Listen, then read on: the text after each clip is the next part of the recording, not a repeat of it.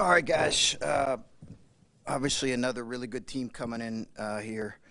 Um, this is we know that from playing them up there. Um, really good players. Richard and his staff have that group playing really well. Really home and road. It's really impressive. So need a good day of preparation here. You've talked about playing DJ a little bit more off the ball and trying to take advantage of some of his skills in that way. How do you see him making that transition to having to learn a different spot than what you had intended in the preseason? Well, I think he'll learn both spots and continue to learn both spots as we increase our offensive package. You're a little bit cautious as a coach. You don't want to throw too much at a guy who's still processing a lot as a freshman. But I think we'll play him at times. He may play the point, but we may play him off the ball, even though he's playing the point. We'll see. I think it's something we could continue to do, and he's doing okay with it. I think it's a lot of information to learn as a freshman when you're learning multiple positions.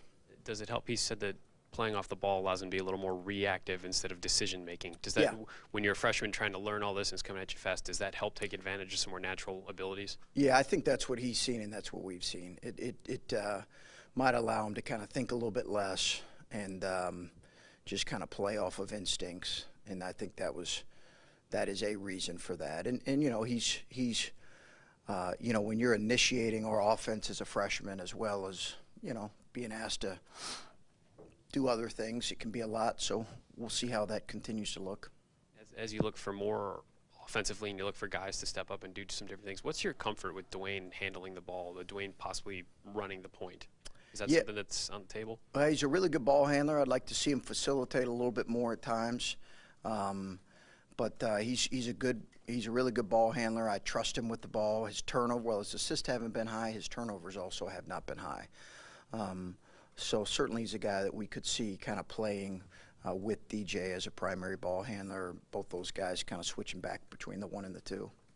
Chris, DJ and Caleb were both talking a little bit about. I thought it was a little interesting them talking about the connectivity as a team and team chemistry, and that being something that's been talked about as maybe being not there as much as it needed to be in the past month. Has that been apparent to you? I don't know if it's just been a steady decline, if that's something that maybe you saw issues earlier in the year. Is that what they said? You're saying? Yeah, they had said that just in the past month or so, maybe once the losing sort of started, that you could see more. And they mentioned after the Penn State game that was one of the things that they had talked about.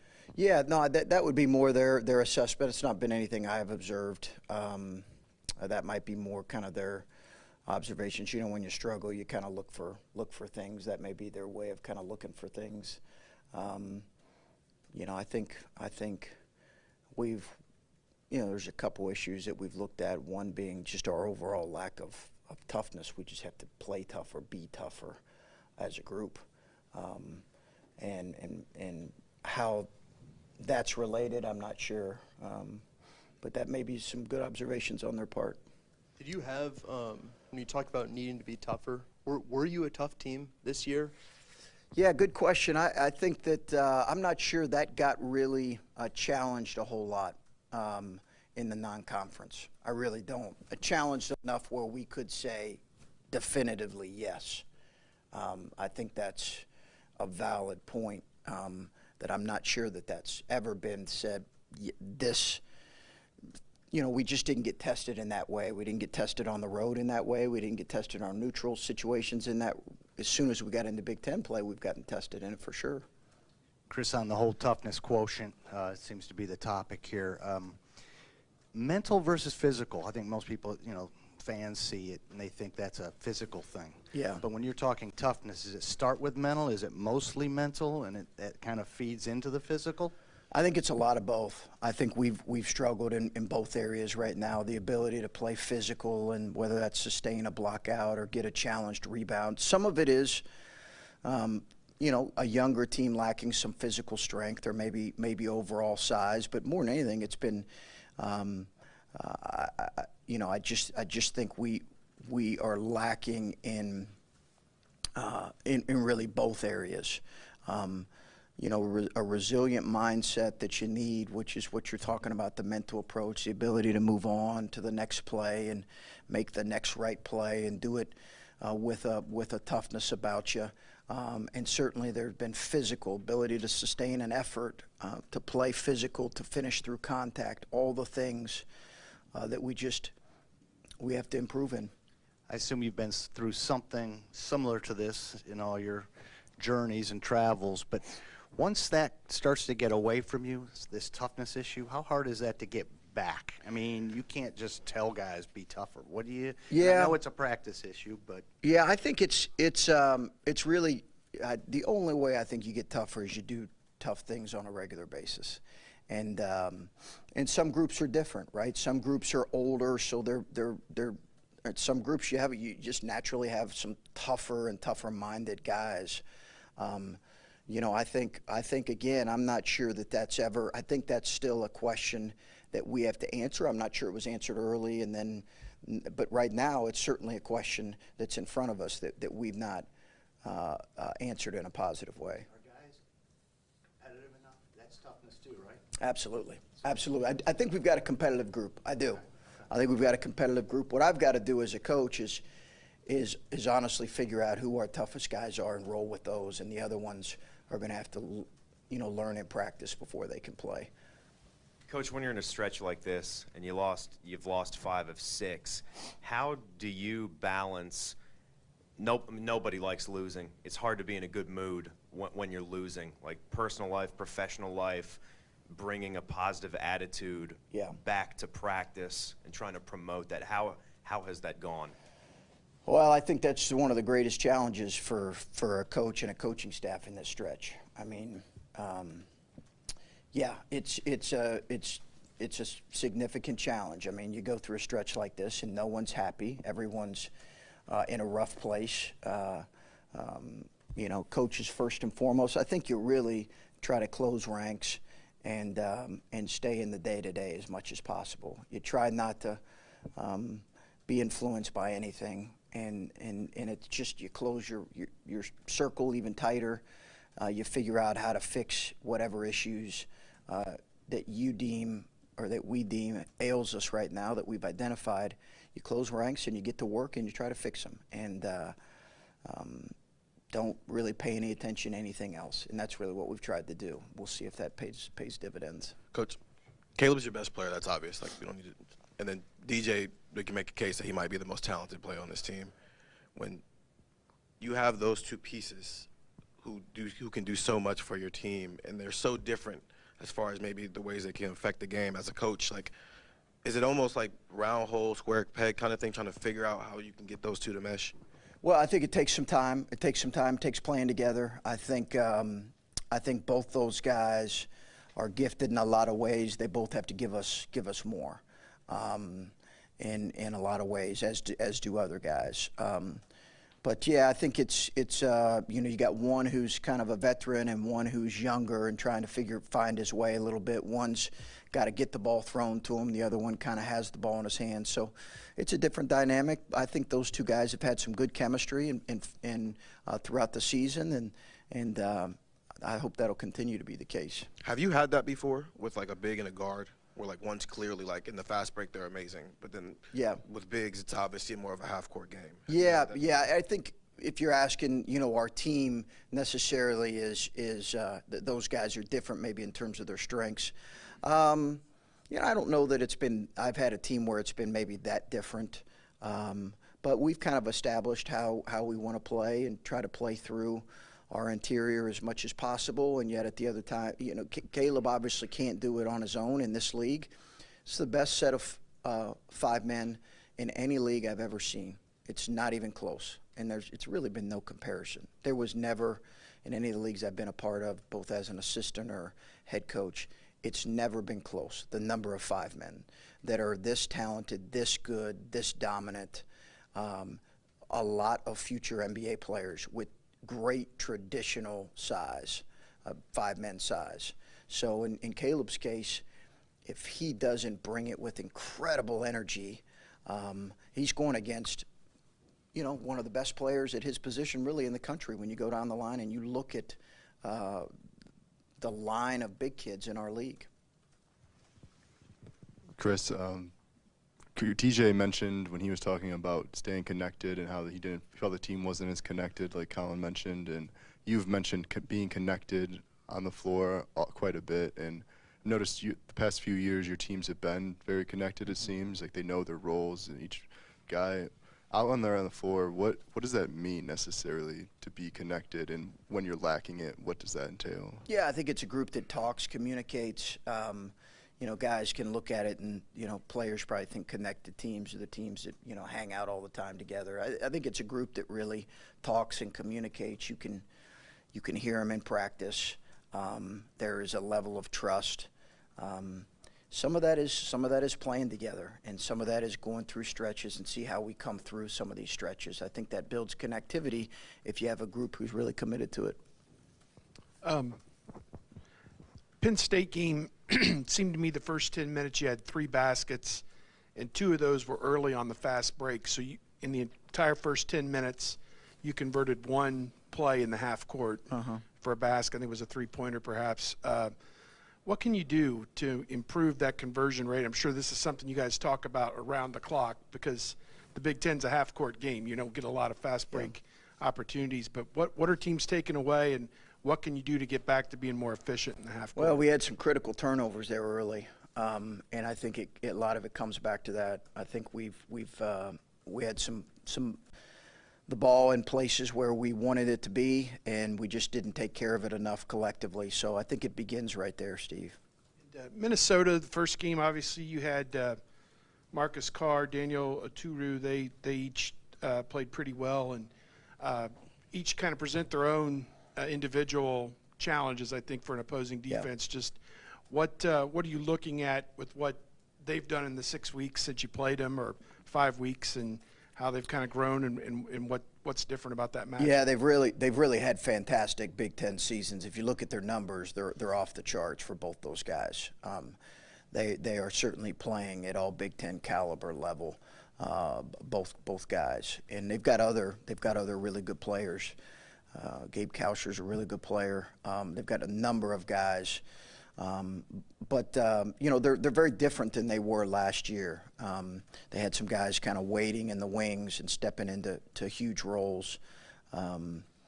Daniel being one, and certainly Marcus sitting out. So they've had a great stretch. I think we knew they were a good team when we played them, and it's really as it's played out, I think people have realized they're a good team.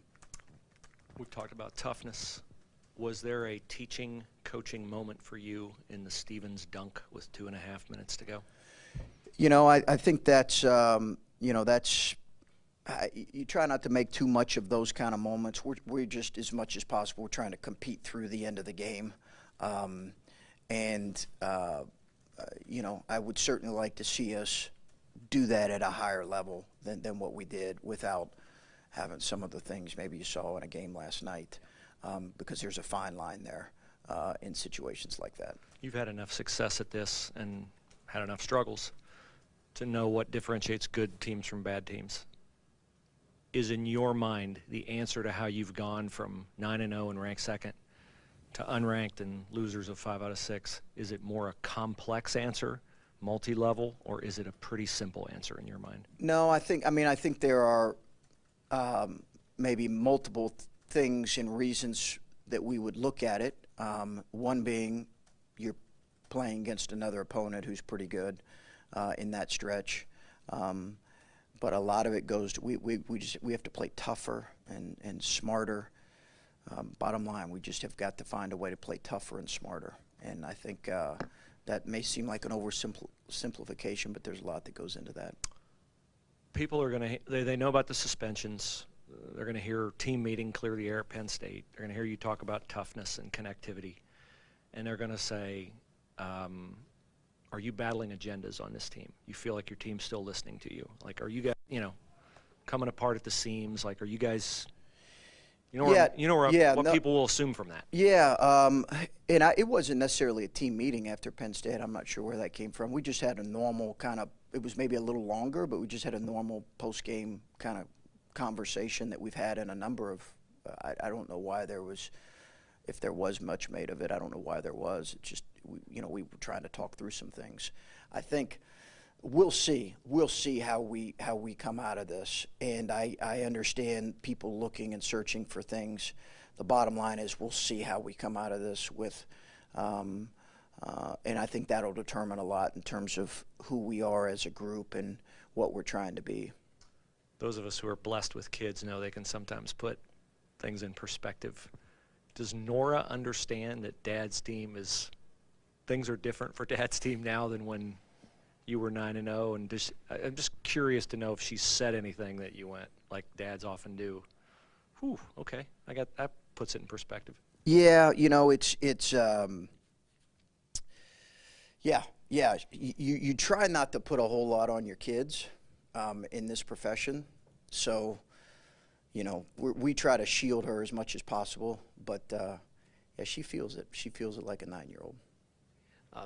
Forgot to ask you after the game, but Kyle took a couple of tough falls and he didn't play quite as much. I know Penn State's size affects him, but did he come through that game okay? He did.